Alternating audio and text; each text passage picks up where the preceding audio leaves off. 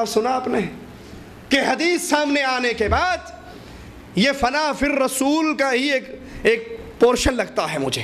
جیسے قاسم ننوتوی صاحب فرماتے ہیں نا کہ بہت عرصے تک امداد اللہ مہاجر مکی کا چہرہ میرے دل میں رہا, میں نے اس سے پوچھے بغیر کوئی کام نہیں کیا. کہا اور بتاؤں؟ کہا جی اور بتاؤ. کہا پھر کافی عرصے تک میرے دل میں رسول اللہ صلی اللہ علیہ وسلم کا چہرہ رہا, میں نے اللہ کے نبی صلی اللہ علیہ وسلم سے پوچھے بغیر کوئی عمل نہیں کیا. پھر کافی عرصے تک میرے دل میں اللہ کا چہرہ رہا, مجھے وہ مقام احسان مل گیا, میں اس احسان تک پہنچ گیا, پھر میں نے اللہ سے پوچھے بغیر کوئی کام نہیں کیا. یہ صوفیہ کے ہاں سلسلہ ہے, فنا فی الشیخ, فنا فی الرسول, فنا فی اللہ. سید مودودی صاحب کہتے ہیں کہ جو قرآن و حدیث کا کثرت سے مطالعہ کرتا ہے اس کی روح محمدی میں گم ہو جاتی ہے, اس کا مزاج رسول بن جاتا ہے. پھر اس کے سامنے ایک ضعیف, موضوع, منقطع, من گھڑت روایت آتی ہے, لیکن وہ اندر کی آنکھ سے دیکھ لیتا ہے, وہ معرفت کی آنکھ سے جان لیتا ہے کیا واقعی یہ کلام رسول ہے یا نہیں. اور اس کے سامنے ایک صحیح ترین روایت آتی ہے, لیکن وہ سمجھ لیتا ہے کہ یہ روایت مزاج رسول کے خلاف ہے, مزاج اسلام کے خلاف ہے. اگر نبی کے سامنے یہ مسئلہ پیش کیا جاتا تو پھر اللہ کے نبی اس مسئلے میں یوں کہتے, وہ اس سوچ کے ساتھ خود ہی فتویٰ دے دیتا ہے. رسول اللہ صلی اللہ علیہ وسلم کی ذات کے بعد, انبیاء کے بعد سب سے عظیم ترین ہستی ابو بکر رضی اللہ عنہ وارضا. ایک بڑھیا آ کر کہتی ہے ابو بکر رضی اللہ عنہ وارضا کو, مرنے والے کی نانی یا دادی ہوں, مجھے بتائیے اس کے ورثے میں سے میرا کتنا حصہ ہے. بتائیے ابو بکر سے بڑھ کر مزاج شناس رسول کون ہو سکتا ہے؟ بتائیے ابو بکر سے بڑھ کر اللہ کے نبی صلی اللہ علیہ وسلم کے مزاج کو جاننے والا کون ہو سکتا ہے؟ پوچھ رہی ہے میرا حصہ کیا ہے, جواب میں کہتے ہیں مجھے رسول اللہ صلی اللہ علیہ وسلم کی کوئی حدیث اس مسئلے میں یاد نہیں, میں اپنے اصحاب کرام سے پوچھوں گا, کوئی حدیث یاد ہوگی تجھے جواب دے دیا جائے گا. یہ جو نقشہ حدیث کو ماننے اور رد کرنے کا سید مودودی صاحب پیش کر رہے ہیں کہ اس کا مزاج نبوی مزاج بن جاتا ہے, پھر وہ پہچان لیتا ہے کہ اگر یہ مسئلہ رسول اللہ صلی اللہ علیہ وسلم کے سامنے پیش کیا جاتا تو آپ اس کے جواب میں یہ فرماتے, تو یہ مزاج ابو بکر کا کیوں نہ بنا, یہ مزاج عمر, عثمان و علی کا کیوں نہ بنا.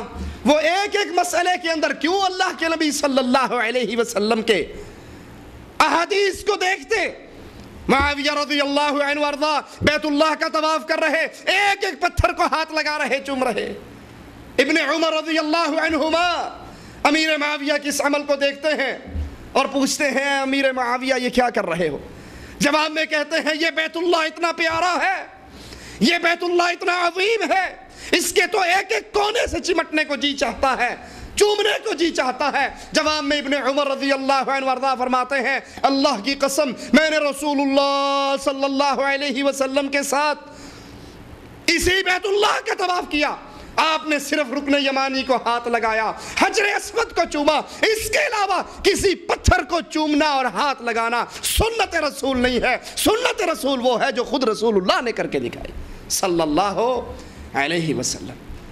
یہ آج 1400 سال 1500 سال کے بعد کسی کا مزاج ایسا بن جائے کہ وہ مسئلے کو دیکھ کر سمجھ جائے کہ اگر یہ مسئلہ رسول اللہ کے سامنے آتا صلی اللہ علیہ وسلم تو آپ جواب میں یہ کہتے یہ مزاج امیر معاویہ کا کیوں نہ بنا, وہ کیوں بیت اللہ کے ایک پتھر کو ہاتھ لگا رہے ہیں. ابن عمر روک رہے ہیں کہ یہ عمل رسول اللہ صلی اللہ علیہ وسلم کا عمل نہیں. یہ رسائل و مسائل ہمارے ہاتھ میں ہے, صفحہ اس کا 35 ہے, جلد نمبر 2 ہے. فرماتے ہیں کہ یہ دعویٰ کرنا صحیح نہیں کہ بخاری میں جتنی احادیث درج ہیں ان کے مضامین کو جو کا توں بلا تنقید قبول کر لینا چاہیے. اس سلسلے میں یہ بات بھی جان لینے کی ہے کہ کسی روایت کے سندن صحیح ہونے سے لازم نہیں آتا کہ اس کا نفس مضمون بھی ہر لحاظ سے صحیح اور قابل قبول ہو. محدثین بھلے کہہ دیں کہ یہ حدیث قابل قبول ہے، یہ حدیث ٹھیک ہے، لیکن لازمی نہیں کہ ہم اس کو ماننے کے بعد، اس روایت کو دیکھنے کے بعد یہ کہہ دیں کہ نہیں، چونکہ حدیث میں یہ روایت موجود ہے اور صحیح ہے، لازمی ہو کہ اس کا مضمون بھی ٹھیک ہو سکتا ہے محدثین تو اسے ٹھیک کہہ رہے ہیں اور حقیقت میں یہ ٹھیک نہ ہو۔ غامدی کو سارا مواد تو آپ نے گھر سے دے دیا، منکرین حدیث کو اسلحہ تو آپ نے فراہم کر دیا، جب آپ نے اس میں شک کے دروازے کھول دیے، اب تو جس کا جی آتا ہے۔ وہ ایک مولوی صاحب کی میں کتاب پڑھ رہا، اس نے کہا یہ حدیثیں ساری من گھڑت ہیں۔ دلیل کیا ہے من گھڑت ہونے کی؟ کہتے ہیں آپ نہیں سنتے حدیث بیان کرنے والے کہتے ہیں قال رسول اللہ صلی اللہ علیہ وسلم کذا و کذا او کما قال، اللہ کے نبی صلی اللہ علیہ وسلم نے فرمایا یہ حدیث ہے، یوں ہے یوں ہے، یا او کما قال، یا جیسے رسول اللہ نے کہا۔ کہ دیکھا یہ دلیل ہے کہ حدیث بیان کرنے والے کو خود بھی یقین نہیں ہوتا، اس لیے وہ کہتا ہے یوں یا پھر جیسے رسول اللہ نے کہا۔ اب محدثین کی احتیاط، حالانکہ حدیث رسول صلی اللہ علیہ وسلم کے مفہوم کو الفاظ اپنے میں تبدیل بیان کرنا جائز ہے کہ حدیث رسول ہو، آپ اس کا مفہوم بدلے بغیر اس کو آگے نقل کر دیں۔ محدثین تو یہ جملے کہتے ہیں تاکہ ہر طرح کی پکڑ سے وہ بچ جائیں، ایک ایک جملہ رسول اللہ والا بیان ہو، وہ اس احتیاط سے یہ جملے کہتے ہیں، اور دلیل دینے والے کہتے ہیں دیکھو جی یہی دلیل ہے اس حدیث کی جھوٹی ہونے پر۔ ساز و سامان تو ہم نے گھڑ کے ان کے ہاتھ میں دے دیا کہ محدث صحیح کہے وہ ضعیف ہے، محدث ضعیف کہے وہ صحیح ہے۔ یہ رسائل و مسائل جلد 1 صفحہ 176 اس پر بیان فرماتے ہیں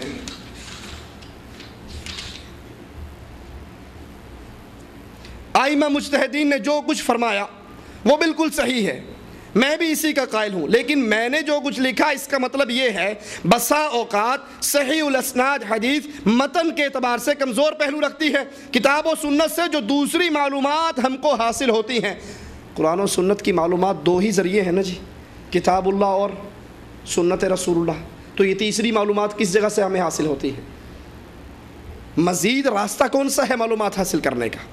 قرآن کی آیات، احادیث رسول، کہا نہیں وہ متن کے اعتبار سے کمزور پہلو رکھتی ہے، سند کے اعتبار سے درست ہوتی ہے، اس لیے اس کو یا اس کی تعویل کی جائے گی یا اسے رد کر دیا جائے گا،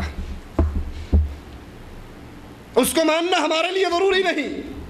اسی کتاب کے صفحہ 183 پر مزید بیان فرماتے ہیں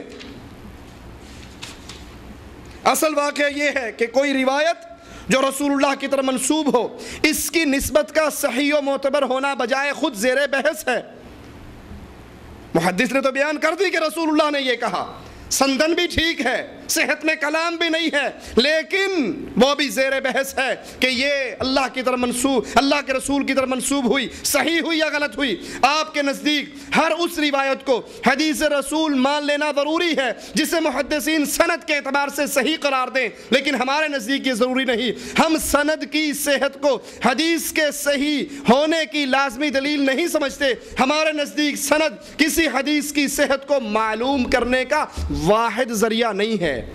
سند حدیث کی صحت کو معلوم کرنے کا واحد ذریعہ نہیں ہے، اور بھی ذریعے ہیں، وہ ذریعے جو تفہیمات میں سید صاحب نے بیان کیے کہ انسان کی روح محمدی میں گم ہو جاتی ہے۔ جیسے مولوی زکریا صاحب لکھتے ہیں نا کہ ہم مسجد نبوی میں گئے، عبدالرزاق محدث رحمہ اللہ حدیثیں بیان کر رہے تھے، ایک نوجوان گھٹنوں میں سر دے کے کونے میں بیٹھا ہوا تھا۔ ہم نے کہا آپ عبدالرزاق محدث سے اللہ کے رسول کی حدیثیں کیوں نہیں سنتے؟ کہا ہمیں حاجت نہیں۔ کہا کیوں؟ کہا یہ جو بیان کرنے والا ہے یہ رزاق کے عبد سے حدیثیں سنتا ہے، عبدالرزاق نام تھا نا، تو رزاق کے عبد سے حدیثیں سنتا ہے، اور میں خود رزاق سے حدیثیں سنتا ہوں۔ اس نے کہا اچھا ماشاءاللہ بڑی پہنچی ہوئی شخصیت ہے، تو بتاؤ ذرا میں کون ہوں؟